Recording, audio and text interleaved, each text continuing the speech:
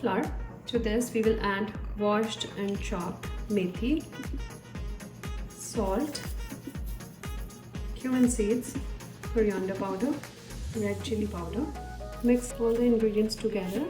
Now we'll slowly add water to it.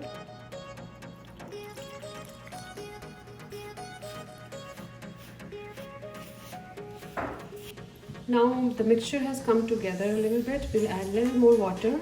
Try to bring it together. That's the kind of texture we want. Let it sit for 5 minutes and then start rolling. Dust your fingers a little bit. Take a ball of dough. Dip it in the dry flour.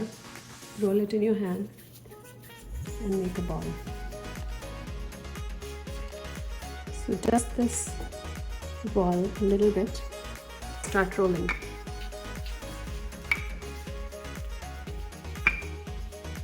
And now we will cook it. The griddle is nice and hot, and on that we'll put our paratha. Let it cook on one side for about 30 seconds. It's a time to flip. It's a good time to brush some oil on this side.